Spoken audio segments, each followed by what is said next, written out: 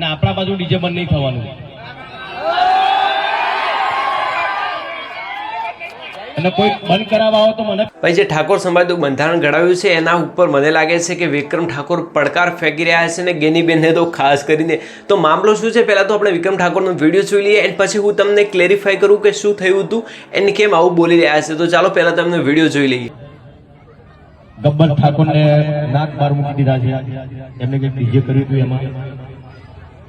તો જ્યારે ઠાકોર સમાજનું સંમેલન હતું સેક્ટર 11માં ત્યારે પણ હું ડીજેમાં કદી ગાતો નથી. કમલેશભાઈ તમને ખબર છે, અશોકભાઈ તમને ખબર છે, રોહિતભાઈ તમને ખબર છે. મેં એક વિનંતી કરી હતી જ્ઞાનીબેનને.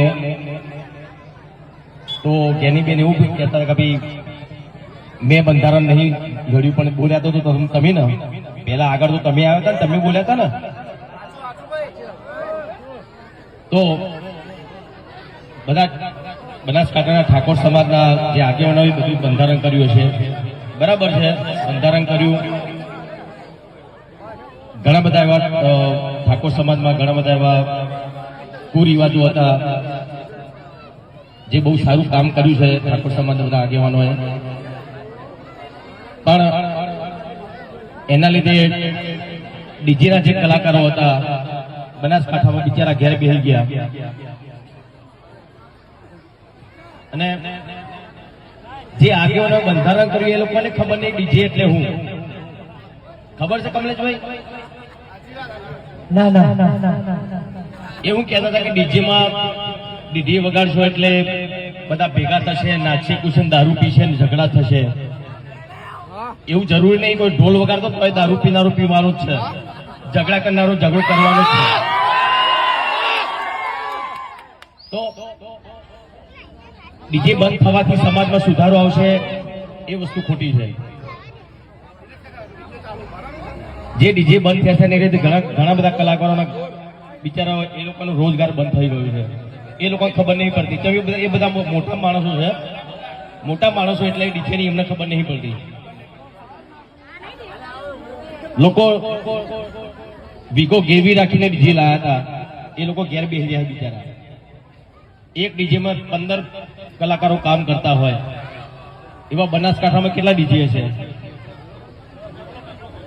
તો એક ડીજેમાં 15 કલાકારો કામ કરતા હોય તો કેટલા કલાકારો બીજા ત્યાં બે ઘર એમને કમાણી બધી બંધ થઈ ગઈ એમની. તો ચલો કઈ વાંધો નહીં, તમે ડીજે બંધ કરાવી દો. પણ જેના લોકોના ડીજે બંધ થયા છે એ લોકો ઘેર બેસી રહ્યા છે, એમનો રોજગાર આપો. તમે ચલો આપો, નોકરી આપો, કઈ ધંધો તમે આપો ને. એમને તો એમના સિવાય કલાકારો બિચારા એક ગાવા વગાડવા સિવાય બીજું કોઈ કરી શકવાના નથી. તો જે આગેવાનોએ જે બંધારણ કર્યું છે એમને ખાલી એટલી જ વિનંતી કે જે કલાકાર ઘેર બેસી રહ્યા છે એમને કઈ રોજગાર મળે એવું તમે કરજો, બરાબર ને?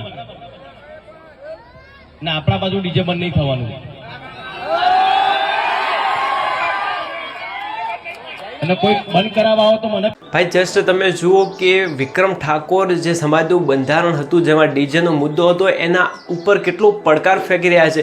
મતલબ કે આની પહેલાં તેઓએ સ્પષ્ટ સ્ટેજ ઉપર ગેનીબેને કહ્યું હતું, પરંતુ ગેનીબેને સાફ કહી દીધું કે બંધારણ ઘડાઈ ગયું, હવે કંઈ ના થાય, હવે 1 વર્ષ પછી જોશું. પરંતુ અત્યારે જો વાત કરીએ તો જેવો જ ગબ્બર ઠાકોરનો જે કિસ્સો બને છે જેમને સમાજ બહાર કરવામાં આવે છે એના પછી ભાઈ લિટરલી આમ કહીએ કે સમાજમાં એમના ધજાગરા ઉડી રહ્યા છે. નહીં મતલબ કે તમે અત્યારે પણ જોઈ શકો છો કે વિક્રમ ઠાકોરે સ્પષ્ટ કર્યું છે ને, એવું નથી કે ગબ્બર ઠાકોરે બંધારણ તોડ્યું હોય.